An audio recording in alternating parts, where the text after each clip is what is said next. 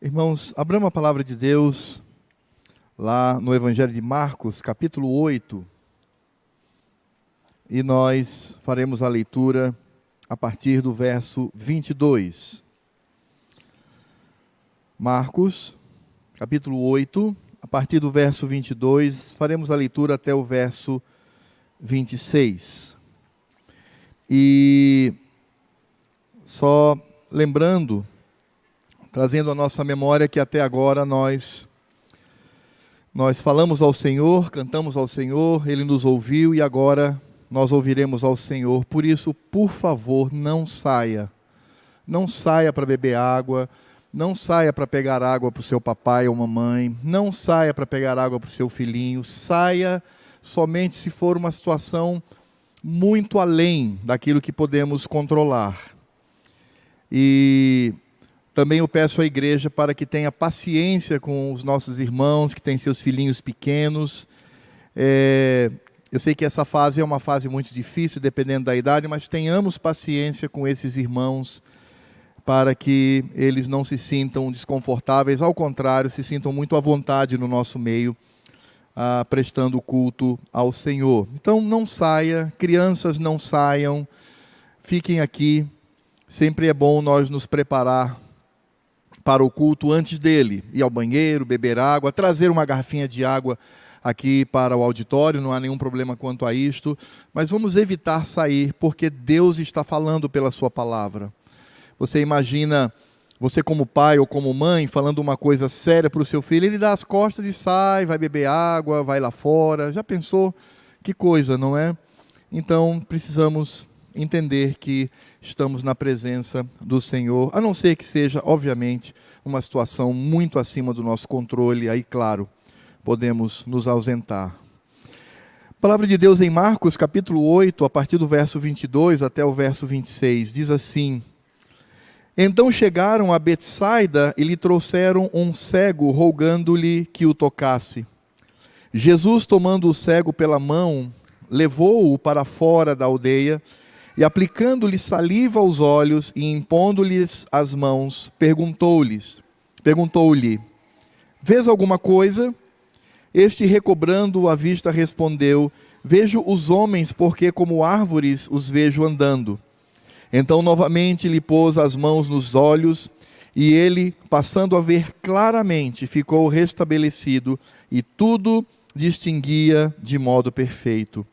E mandou Jesus embora para casa, recomendando-lhe que não entres na aldeia.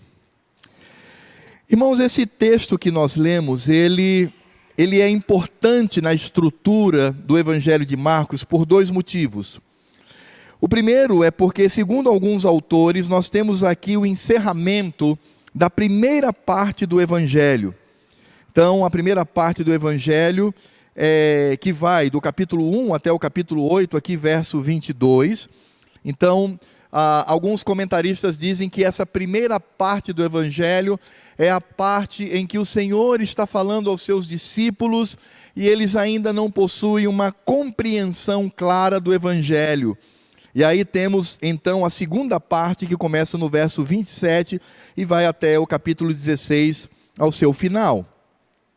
Mas esse trecho, ele também é importante, porque ele também encerra uma perícope. Perícope é uma palavra estranha, mas perícope significa uma porção fechada das Escrituras. É quando você tem um começo, um desenvolvimento e um fim, ali em capítulos, versículos. Então nós temos aqui, no capítulo 8, a partir do verso 22 até o verso 26, o encerramento de uma perícope que começa lá no capítulo 6, verso 30. No capítulo 6, verso 30, você vai perceber que o Evangelho de Marcos traz a primeira multiplicação dos pães. Então ali, o Senhor multiplica os pães, alimenta a população, e aí esse tema de pão, alimento, ele está ali muito claro no objetivo de Marcos, de falar que Jesus é o pão da vida.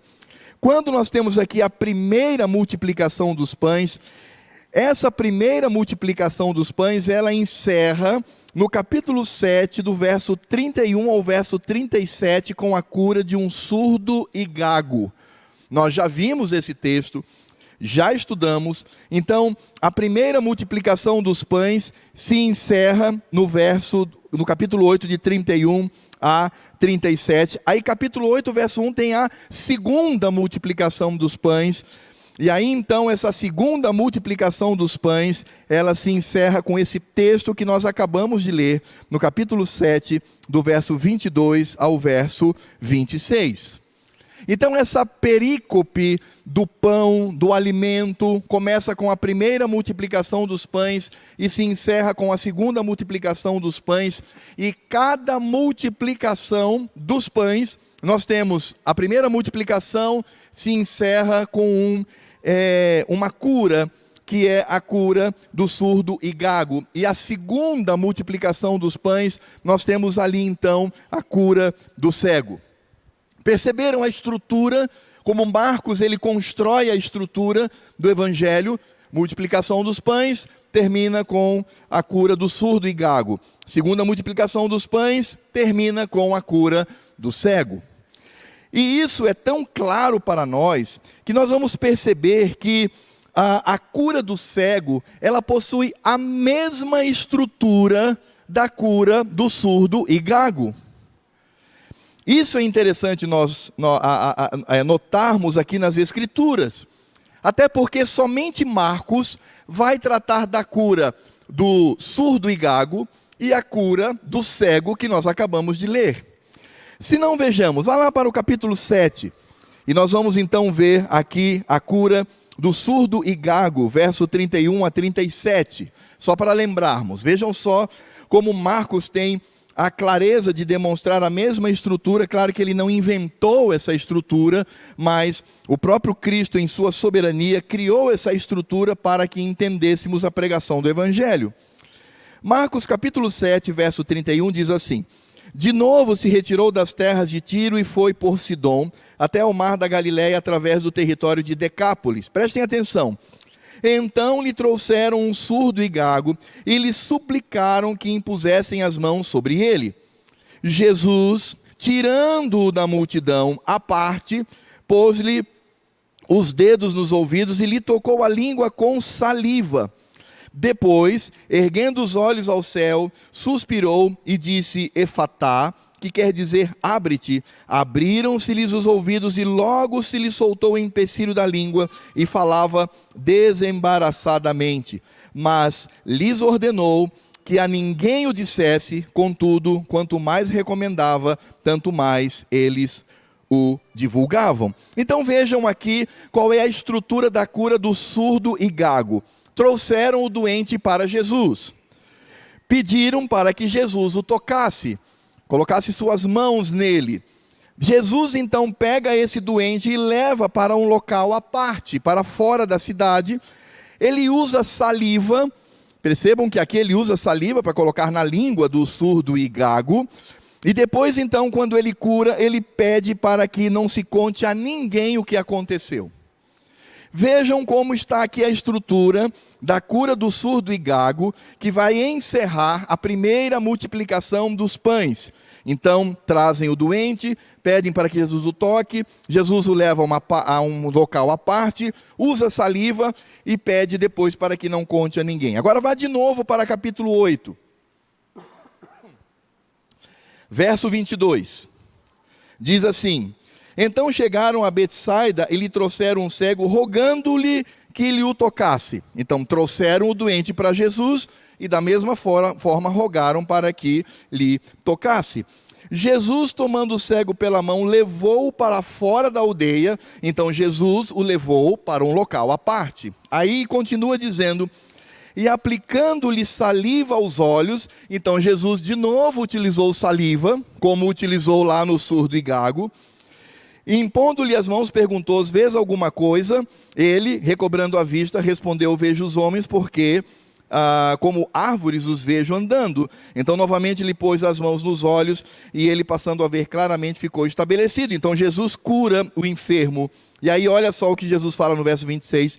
E mandou Jesus embora para casa, recomendando-lhe que não entres na aldeia. Então vimos, trouxeram a Jesus, pediram para ele lhe tocar, colocar as mãos. Jesus leva para fora da cidade. Jesus usa saliva. Jesus cura e Jesus pede para que ele não conte a ninguém. Viram que coisa maravilhosa, que coisa linda.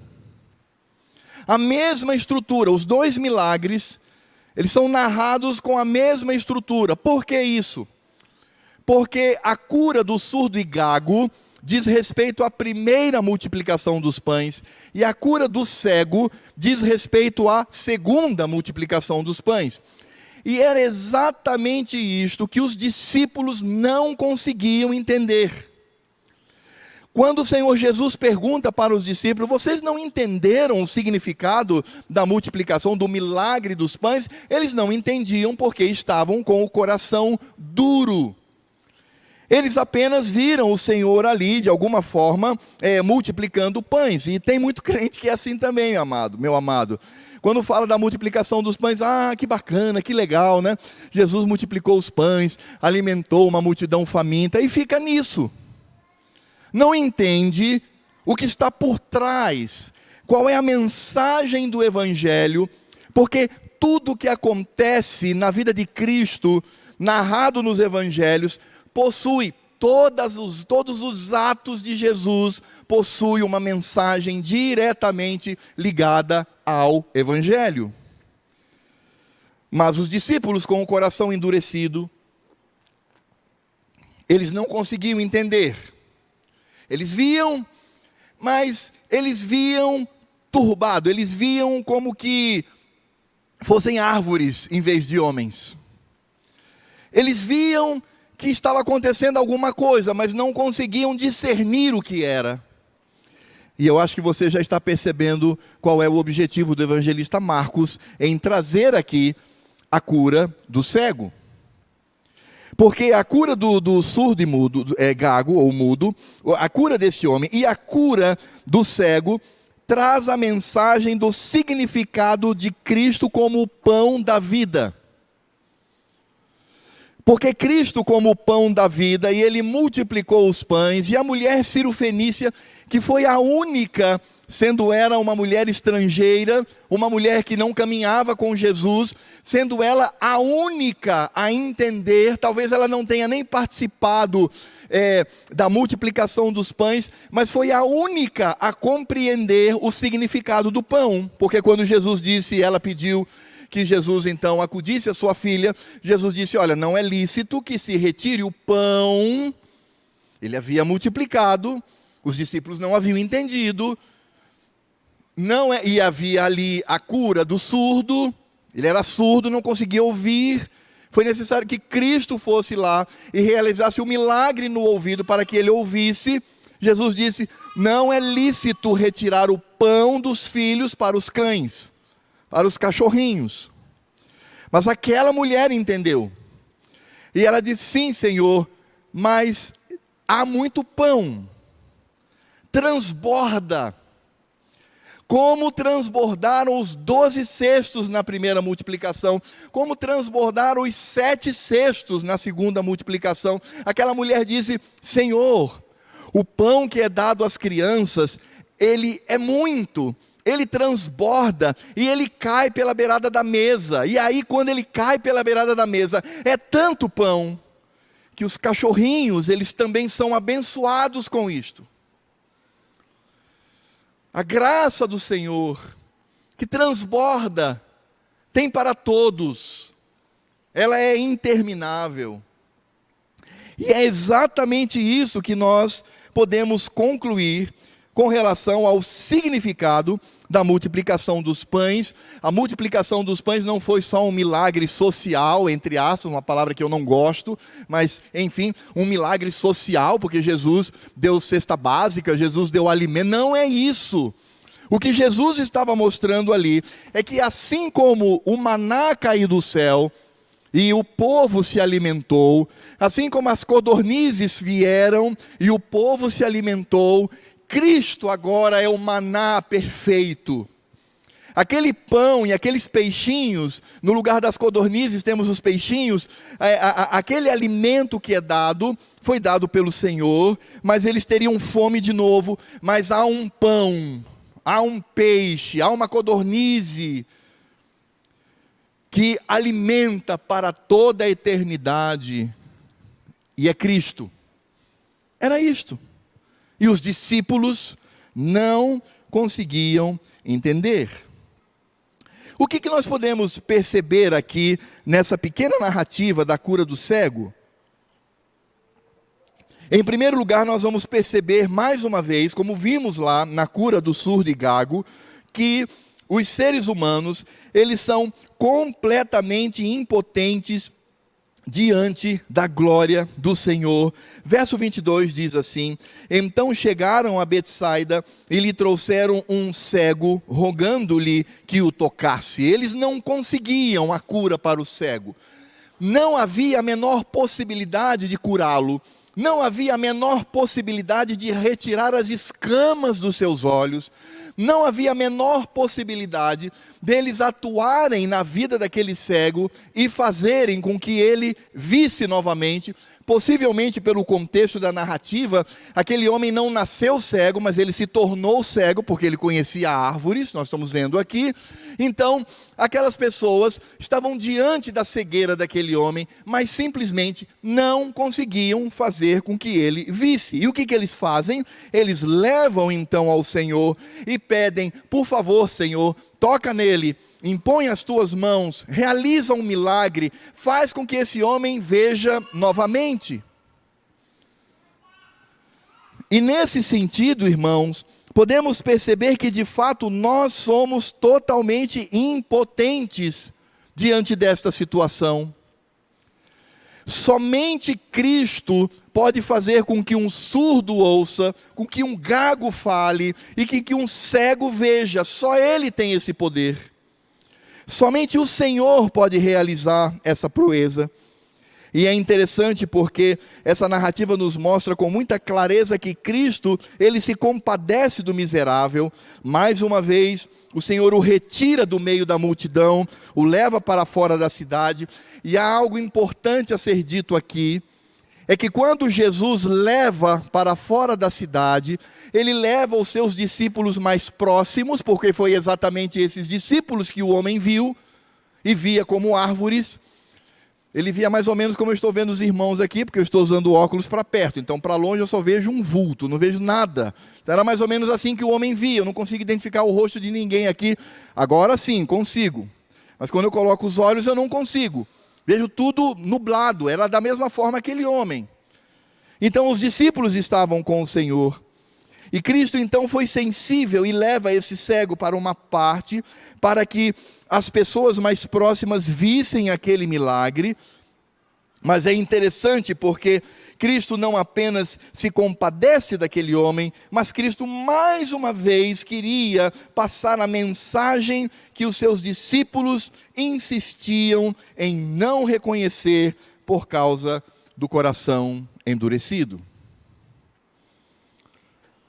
Como nós vimos, o Senhor toca os olhos daquele homem com saliva, e nós sabemos que saliva significava cura, como está lá no capítulo 7, verso 33, o Senhor utiliza também saliva para curar a gagueira e a surdez daquele homem.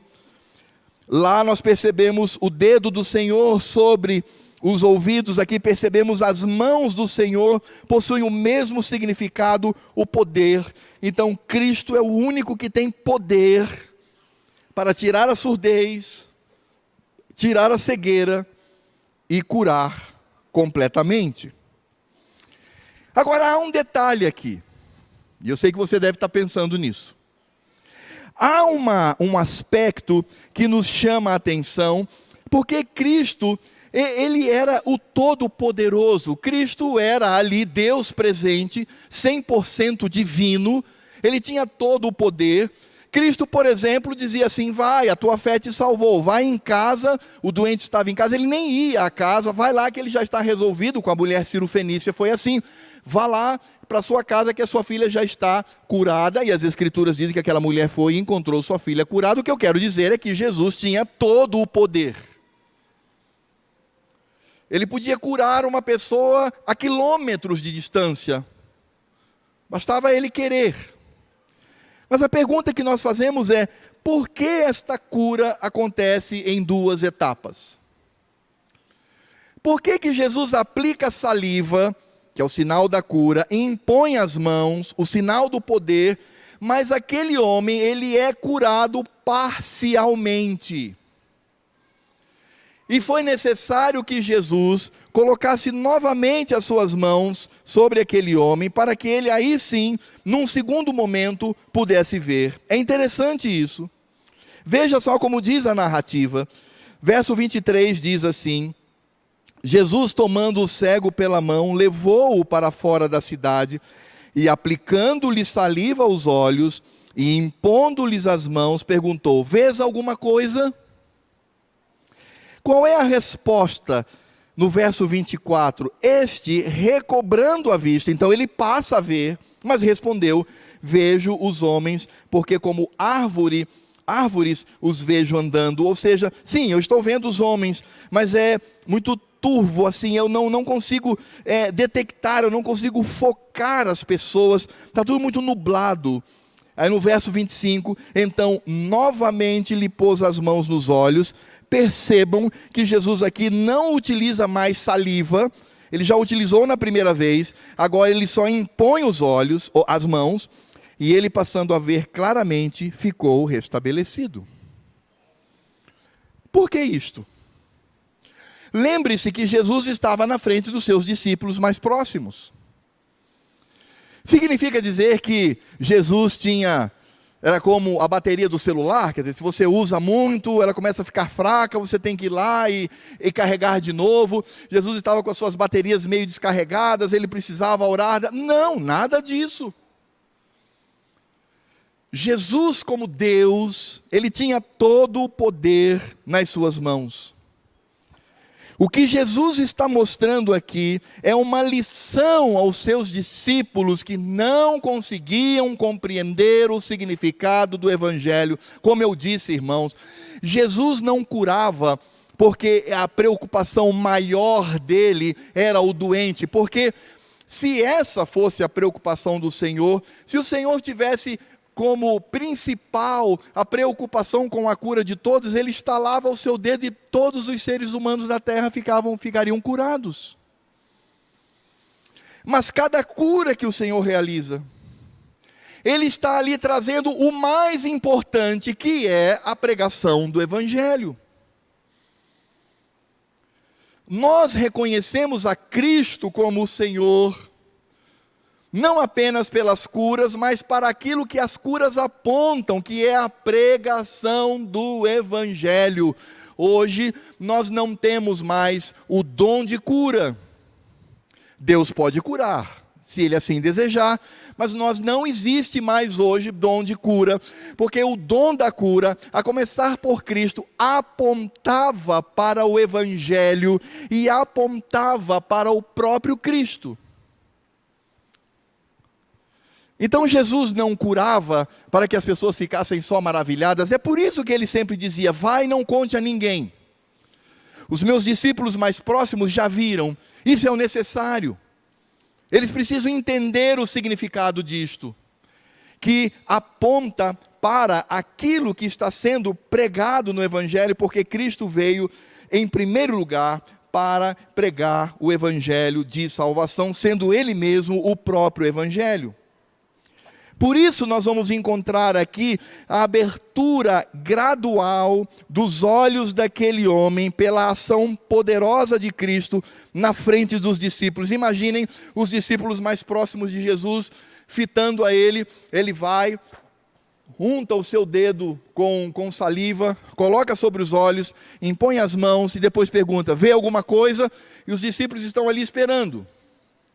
E ele começa a piscar os seus olhos e diz: eu consigo ver, Senhor, mas ainda está turvo. O Senhor novamente impõe as mãos e depois pergunta: e agora? Ele diz: agora vejo claramente. O que Jesus está ensinando? Jesus está demonstrando exatamente o que acontece com os seus discípulos, com os seus seguidores. Ele está mostrando que a nossa própria visão do Evangelho, a nossa visão do próprio Cristo, ela também é gradativa. A primeira manifestação da cura do Senhor na vida de alguém é quando ele é curado da cegueira espiritual. Ele está ali na depravação total, não consegue enxergar a Cristo, vem o Espírito Santo, realiza a obra, ele se converte e ele passa a ver. Mas a pergunta é, ele já vê claramente todas as coisas? No momento da conversão, ele já tem a visão clara da eternidade do Senhor, do significado do reino de Deus? É claro, a resposta é não. Nesse sentido, o que Cristo de fato está nos mostrando aqui é que a nossa própria visão, porque aquela cegueira e a cura da cegueira apontava para a obra de Cristo de salvação sobre os eleitos de Deus. Mostrava a atuação dos próprios discípulos. Como eu disse, esse trecho, ele encerra a primeira grande parte do Evangelho, que começa lá no capítulo 1, e até aqui, os discípulos, eles não conseguem, de alguma maneira, entender quem é Cristo e a sua obra. Perceba que no verso 27 ao verso 30, nós temos a confissão de Pedro, quando ele diz, tu és o Cristo. Aí percebemos como essa cura da cegueira espiritual, ela vai evoluindo na vida do crente. Cristo está dizendo, está mostrando na vida daquele cego exatamente o que acontecia na vida daqueles discípulos.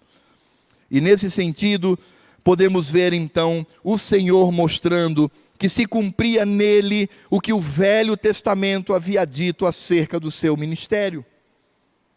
O primeiro deles é o fato de que o Senhor Cristo, ele tem poder para tornar surdo e cego qualquer pessoa. E você deve estar levando um susto agora.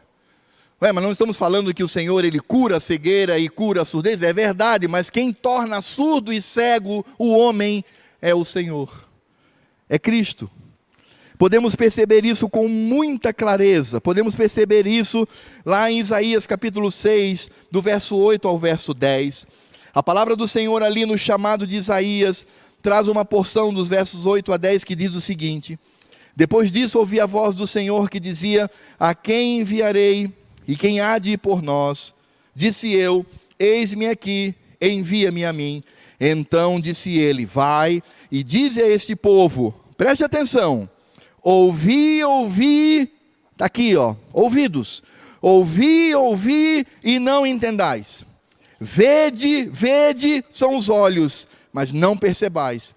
Torna insensível o coração deste povo, endurece-lhes os ouvidos e fecha-lhe os olhos, para que não venham a ver com os olhos, a ouvir com os ouvidos e a entender com o coração, e se converta e seja salvo. Ora, o que nós encontramos aqui nas Escrituras Sagradas? O que nós estamos vendo aqui neste processo? É algo muito simples. Se você abrir lá o Evangelho de Marcos, no capítulo 4, abra lá, do verso 10 ao verso 12, você vai perceber que essa palavra de Isaías está se cumprindo em Cristo, aponta para a obra de Cristo. Marcos capítulo 4, do verso 10 ao verso 12 diz assim, quando Jesus ficou só, os que estavam junto dele com os 12 o interrogaram a respeito das parábolas. Ele lhes respondeu, a vós outro vos é dado conhecer o mistério do reino de Deus. Vocês ouvem e vocês veem, mas aos de fora tudo se ensina por meio de parábolas. Por que, ó Senhor, por que, Cristo amado, falaste por parábolas?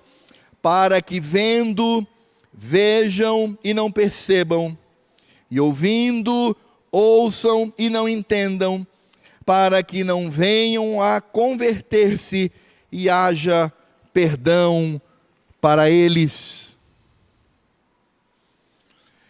Precisamos entender que a obra do Evangelho, a palavra do Evangelho, ela também ensurdece e cega.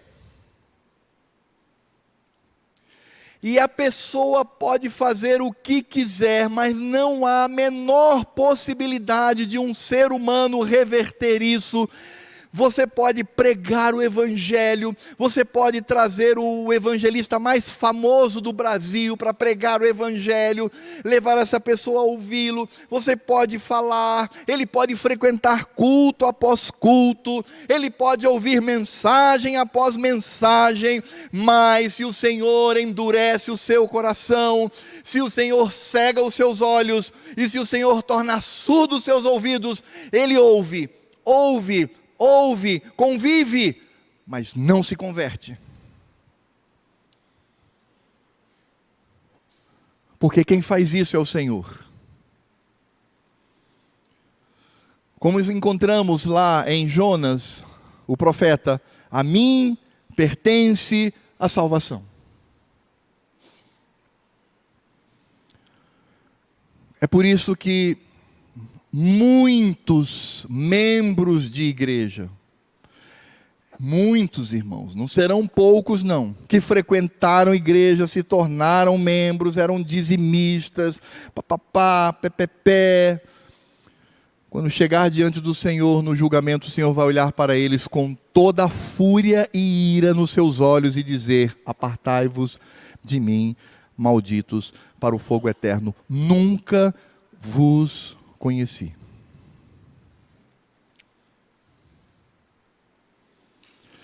Porque é apenas pelo poder de Deus. O convencimento do Evangelho é apenas pelo poder de Deus. O que nós fazemos é levar o ímpio à presença do Senhor e dizer: Senhor, usa de misericórdia, Senhor, cura da cegueira, cura da surdez, põe a tua mão sobre ele, age sobre ele. Só isso. Ninguém tem poder para, pregando o Evangelho, falando com clareza, tirar a surdez ou a cegueira. Ninguém, só Cristo, porque é Ele quem ensurdece, é Ele que cega. E Ele faz isso para a sua glória. Eu sei que é difícil ouvir uma mensagem como esta.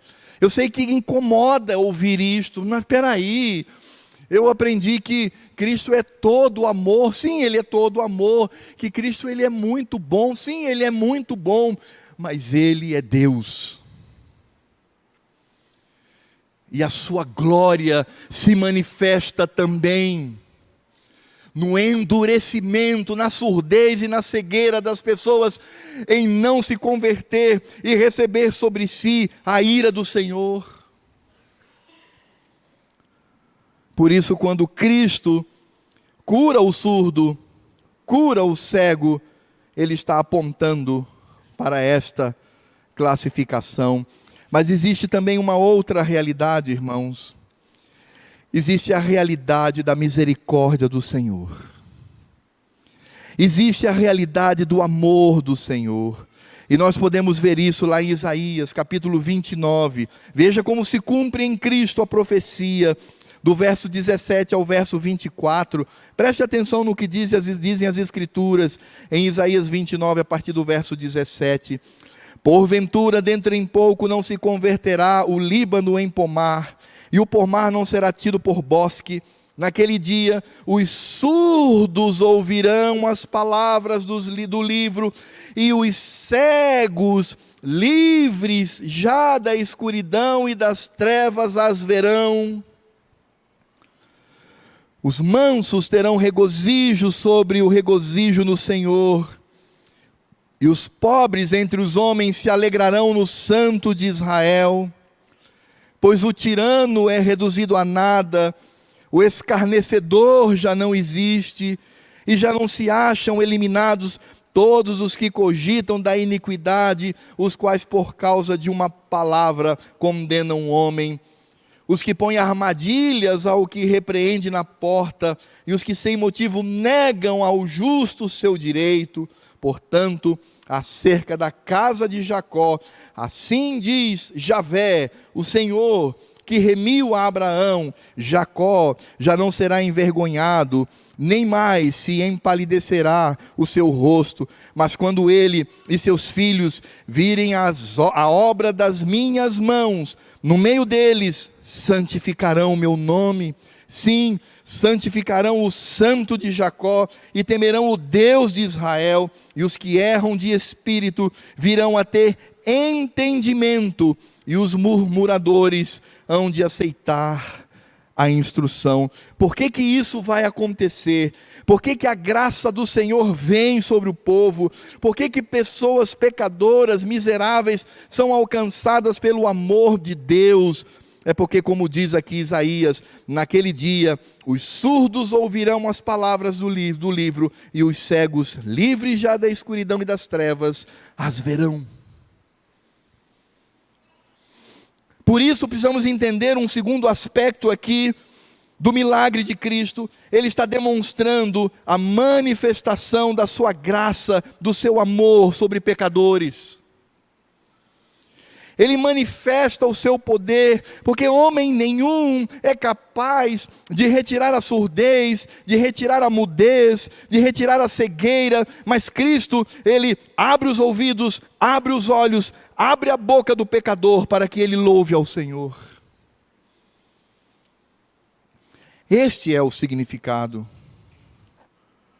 E é interessante porque este milagre do Senhor, ele também aponta para a escatologia, aponta para o futuro, aponta para a vinda do Senhor, a nossa eternidade com Deus. Ainda em Isaías capítulo 35, de 4 a 10 diz, preste atenção na leitura: dizei aos desalentos de coração, sede fortes, não temais, eis o vosso Deus, a vingança vem, a retribuição de Deus, Ele vem e vos salvará. Então se abrirão os olhos dos cegos, e se desimpedirão os ouvidos dos surdos, os coxos saltarão como cervos, e a língua dos mudos cantará, pois águas arrebentarão no deserto, e ribeiros no ermo, a areia embraseada se transformará em lagos, e a terra sedenta em mananciais de água, onde outrora viviam os chacais, crescerá a erva como canas e juncos, e ali haverá bom caminho, caminho que se chamará o caminho santo, o imundo não passará por ele, pois será somente para o seu povo. Quem quer que por ele caminho, não errará, nem mesmo louco. Ali não haverá leão, animal feroz não passará por ele, nem se achará nele, mas os remidos andarão por ele. Os resgatados do Senhor voltarão e virão a Sião com cânticos de júbilo, alegria eterna coroará a sua cabeça, gozo e alegria alcançarão, e deles fugirá a tristeza e o gemido. Por que que isso vai acontecer?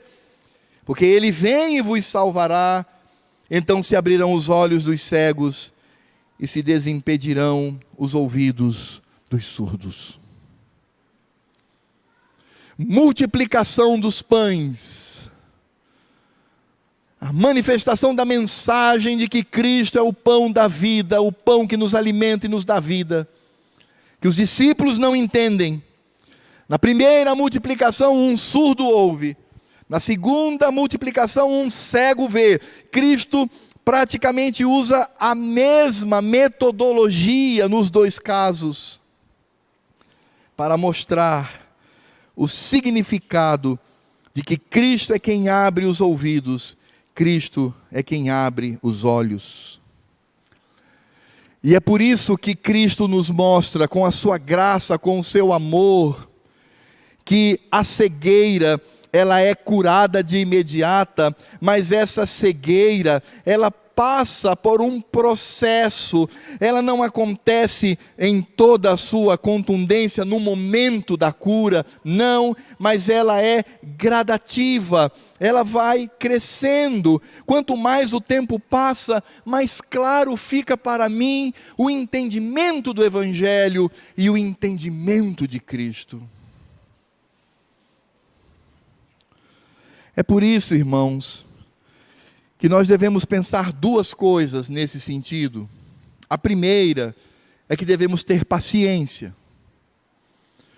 De fato, uma pessoa, ela ainda está em processo, não de salvação, mas de compreensão do Evangelho. Como eu disse, alguém ao se converter, ele já não tem a visão clara, ele não pode ter a visão de um crente que já está há 20 anos na igreja. Não há como.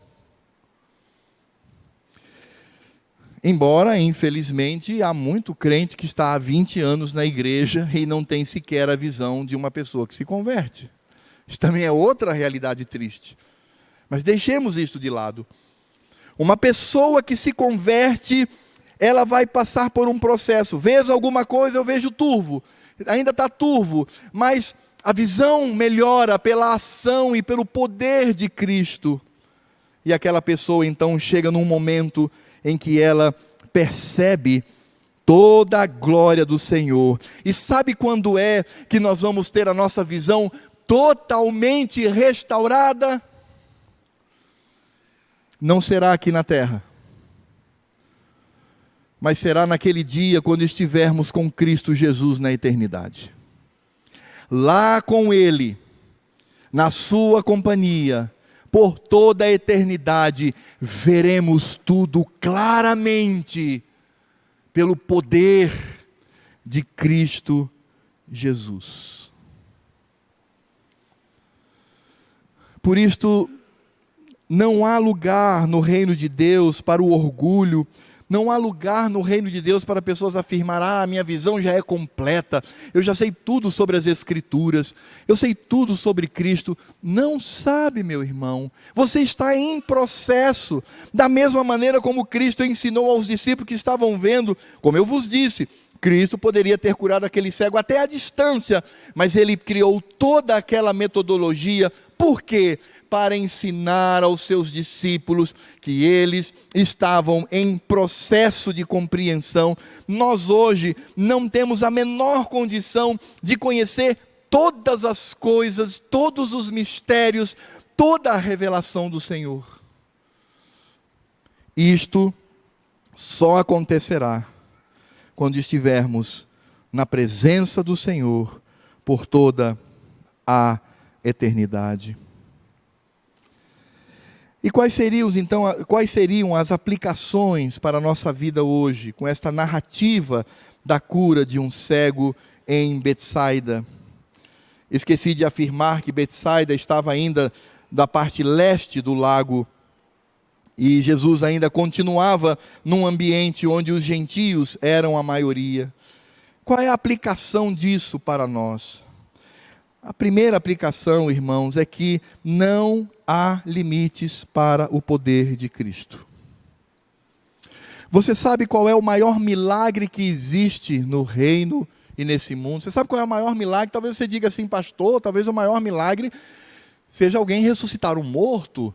O maior milagre seja alguém conseguir voar. O maior milagre seria alguém desaparecer e aparecer em outro lugar. Não, o maior milagre que existe no universo é quando um pecador, surdo e cego, entregue a sua própria sorte, debaixo da ira de Deus, recebe o toque do Senhor Jesus e ele passa a ver, ouvir e falar. Este é o maior milagre. Não podemos, irmãos, ser crianças, achando que para que haja manifestação do poder do Senhor tem que acontecer milagre, cura, etc, etc. Sabe quem pensavam assim? Os religiosos da época de Cristo. Lembra que eles pediram um sinal do céu? Senhor, faz um sinal do céu e nós creremos em Ti. Algumas pessoas, elas têm necessidade de viver em ambientes, obviamente, mentirosos, me permitam essa expressão, dizendo que ali há o dom da cura. Há uma diferença entre Deus curar. Deus cura. Podemos orar e, se for da vontade de Deus, Deus pode curar hoje. Não há nenhum problema quanto a isso. Duvidar disso é blasfêmia. Podemos orar e Deus, na sua graça, curar alguém. Podemos orar pela cura de pessoas. Eu estou falando de dom de curas. E as pessoas creem que isso acontece. É um engodo, mas elas se sentem bem ali. Elas são como os religiosos. Elas querem ver sinais para que a sua fé seja fortalecida. Quando o maior milagre de todo o universo é a conversão de um pecador miserável se tornando filho de Deus, e só Cristo pode fazer isso. Não é a sua nem a minha pregação, não são as estratégias da igreja, não são os programas, não é a participação em eventos. Só Cristo pode fazer isto, e Ele faz por misericórdia e graça, porque Ele escolhe nos amar. A segunda aplicação que eu quero trazer aqui é que a nossa percepção do Evangelho, a nossa visão do Evangelho de Cristo, sim, ela é gradual.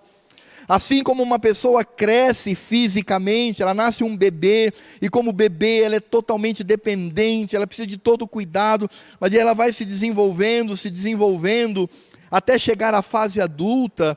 Da mesma forma, nós, quando nos convertemos, é como aquele homem que foi curado em 2 etapas. É necessário que haja um desenvolvimento da minha visão do reino de Deus.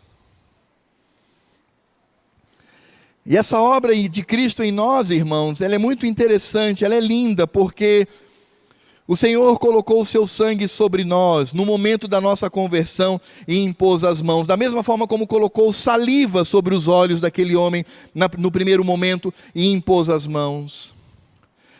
Perceberam que Jesus não colocou saliva na segunda vez, somente as mãos? Da mesma forma, Jesus não precisa mais morrer por nós, porque somos salvos uma única vez. Mas Ele continua impondo as suas mãos sobre nós.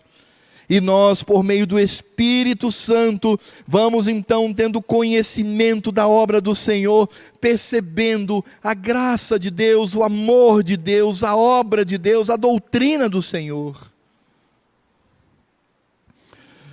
É por isso que o crente, ele deve lutar muito para conhecer mais e mais acerca de Cristo, na leitura das Escrituras, na leitura dos nossos símbolos de fé e na leitura de bons livros. Conhecer mais e mais a esse Senhor, conhecer mais e mais a esse Cristo.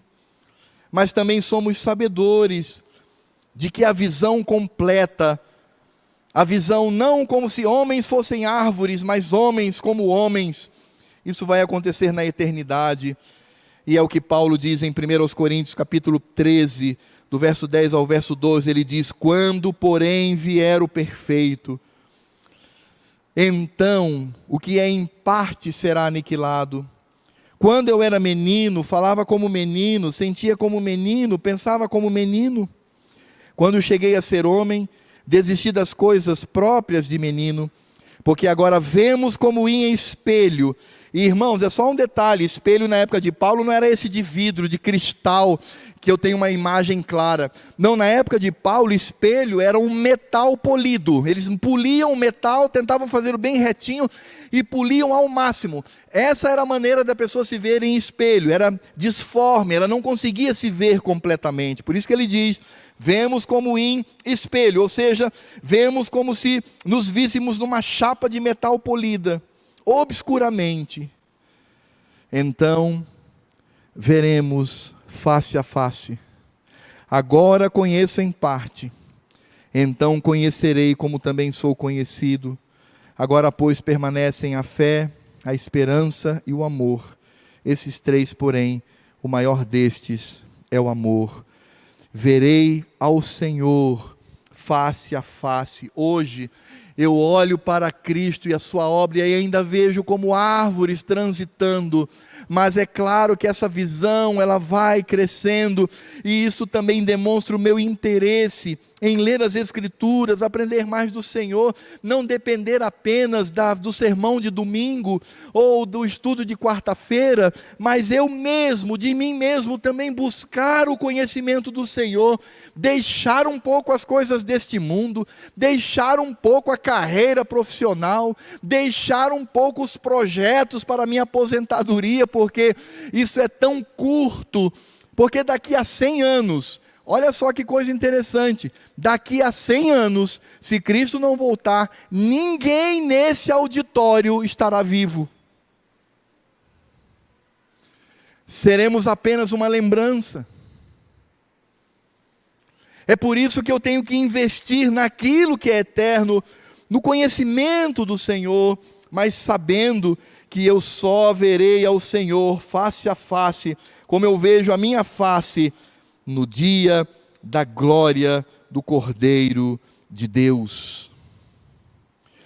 É por isso que hoje nós glorificamos ao Senhor, mas temos tanto empecilhos, temos o nosso pecado, a nossa pequenez, as nossas limitações, mas no dia em que eu estiver na presença do meu Senhor, na glória eterna, eu irei glorificá-lo perfeitamente por toda a eternidade. E por que isso? Porque Ele veio e tirou a minha surdez, tirou a minha mudez e tirou a minha cegueira, e eu passei a ver Cristo Jesus.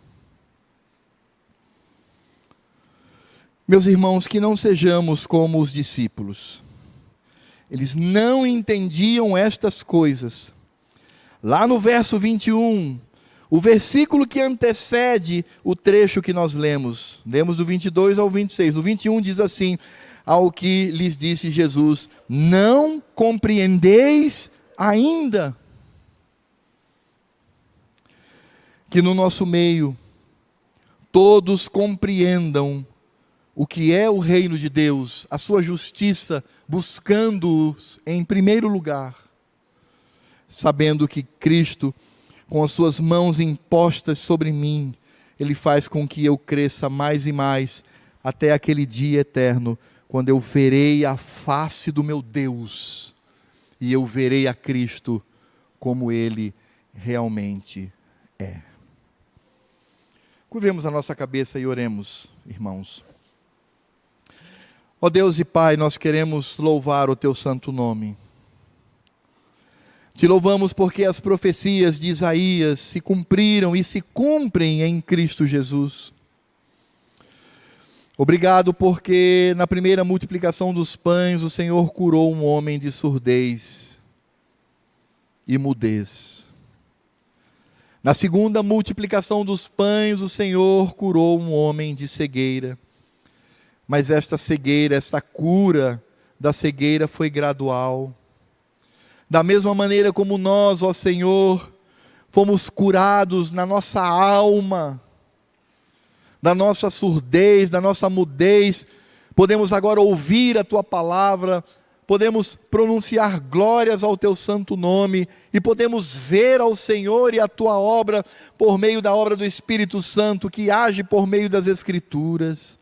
Mas nós sabemos, ó Pai, que a nossa visão ainda não está completa, mas a nossa esperança é que um dia eterno, eu verei a Cristo face a face, eu terei a compreensão completa da obra e da pessoa de Cristo e das obras de Deus Pai, e a ação do Espírito Santo com toda clareza.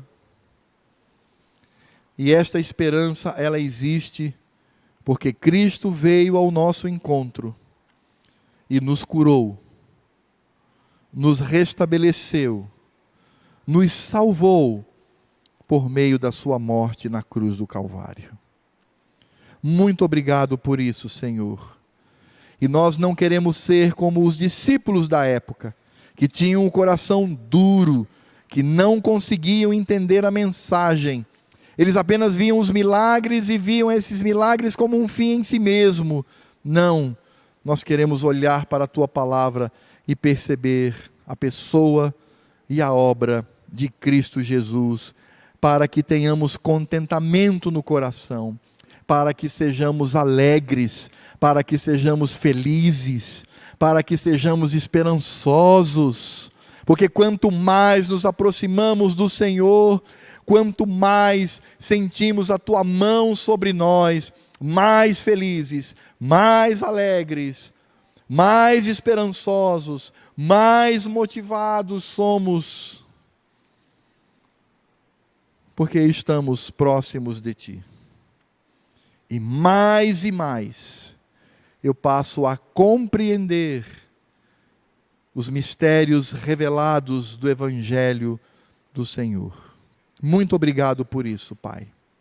E agora que a graça do Senhor Jesus, o amor de Deus Pai, a comunhão e toda a ação do Espírito Santo estejam sobre a minha vida e sobre a vida dos meus queridos irmãos e sobre a vida de todos aqueles que hoje, no dia do Senhor, no dia reservado a Cristo, se uniram para cultuá-lo até aquele dia, porque hoje o nosso culto ainda não é perfeito por nossa causa, mas iremos naquele dia cultuar ao Senhor com perfeição, sem pecado, em total pureza, para a glória do Senhor, por causa da sua obra sobre a nossa vida. Maranata, vem Jesus e leva-nos para a eternidade. Amém. Meus irmãos, eu gostaria de